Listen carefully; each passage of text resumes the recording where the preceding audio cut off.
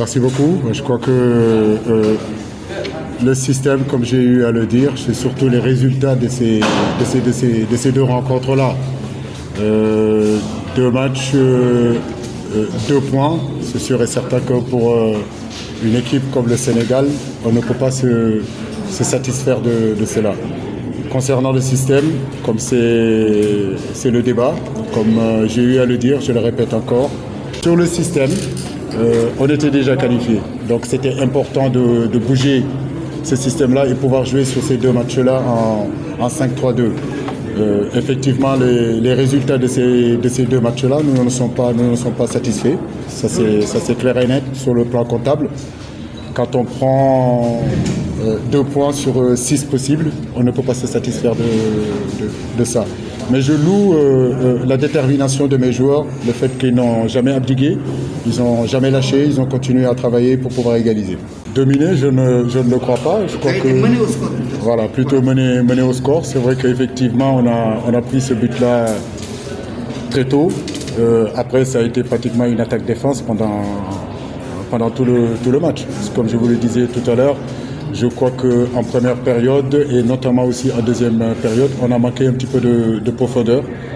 On a joué beaucoup dans des attaques de position, alors que je pense qu'on aurait pu, à un moment donné, demander un peu plus de profondeur, vu que la défense adverse était quand même assez renforcée, très bas.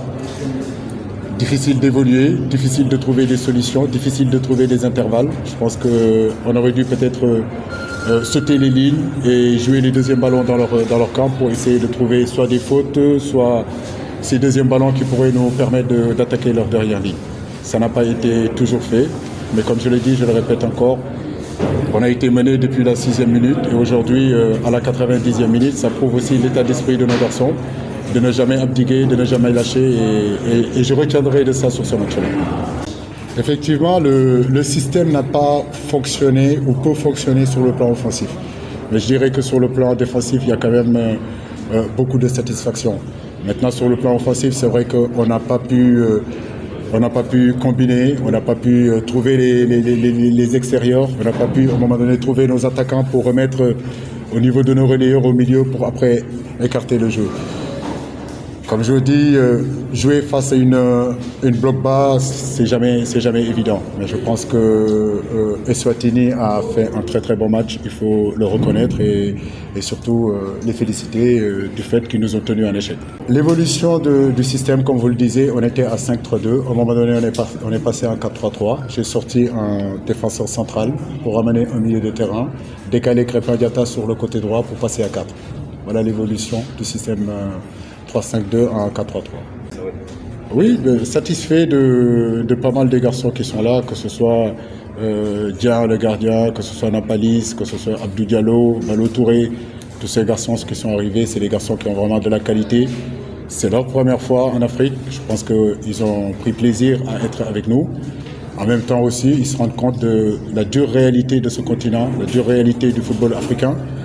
Mais je pense que c'est de bonne augure. Ils vont continuer à progresser, on va continuer à travailler. Je suis plutôt satisfait d'eux. Forcément, on a des regrets parce que le plan, c'était pas ça. Le plan, c'était de prendre les 6 points sur les 2 rencontres. On n'a pas réussi à le faire, comme je vous le disais tout à l'heure. Oui, honnêtement, oui, il y a des regrets. Mais comme je le dis, encore, je loue vraiment la détermination de nos garçons. Parce que jusqu'à la 90e minute, c'est un match que le Sénégal avait déjà perdu. Mais Dieu merci, on est revenu. Mais on ne peut pas se satisfaire de ces 2 points-là en 2 rencontres. Crépin est capable de jouer un peu partout. Dans le système 5-3-2, au moment donné, il était dans le milieu de terrain avec Nampalis Mendy et Lopi. Et à un moment donné, quand Diao Keita-Baldé est rentré, Crépin Diatta est passé sur le côté droit et j'ai sorti Sima. Par la suite, Fall est arrivé, on est passé à 4. J'ai demandé à Crépin de jouer à gauche et Fall à droite. C'est juste une option, une évolution dans notre système. Au bilan, mën naa wax ni que si ñaari match yi nañu joué muy Congo Brazzaville muy tey Eswatini mën naa wax ni que juróom-ñetti point nañu waroon jël tey si ñaari point rek nañ jël ci ñaari match yooyu kon mën naa wax ni que mënuñu satisfaire tey ci résultat boobu. Donc mu nekk match boo xam ne match bu metti la parce que comme ni ngeen ko xamee football moom ñaari équipe ñoo koy joué Eswatini ñëw def seen bloc bi ci suuf ñu teel a marqué mën naa wax ni que à partir de 7e minute bi ba fin de match bi attaque défense la woon yàlla def nag ñu égaliser ci arrêt de jeu yi mais gëm naa ni que équipe bu toll ni Sénégal mënuñu satisfaire ci ñaari points si ñaari match yooyu mais maa ngi féliciter sama joueurs yi parce que mësuñu xaddi dañu mës a continuer di liggéey di football ba bit bii ñu dugal ko donc maa ngi leen di féliciter bu baax. mais satisfaction amul jeu amul man gëmuma ni que jeu amul parce que kuy jouer mooy gagner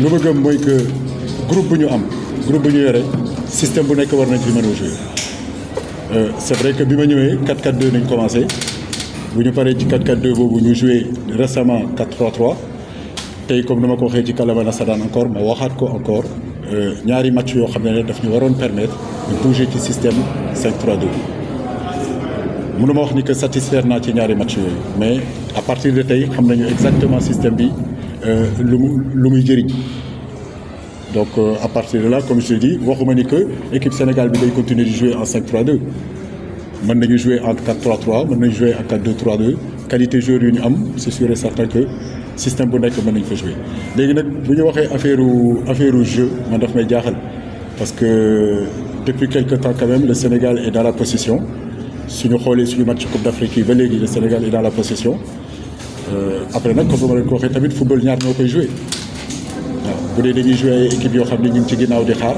c'est toujours beaucoup plus difficile.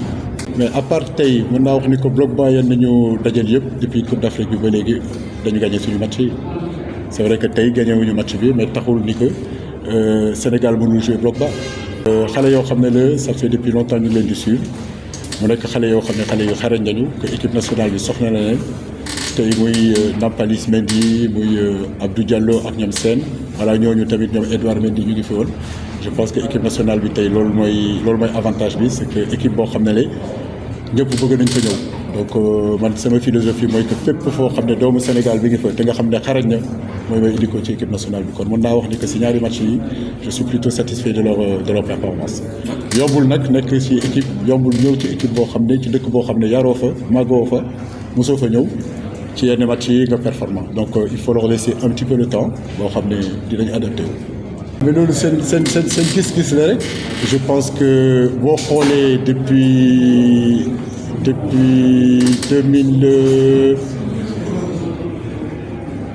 2019 ba tey suñu xoolee pratiquement même joueurs yi ñoo fi nekk ñoo xam ne ñooy jouer équipe bu stable la comme ni ma leen ko waxee ñaari match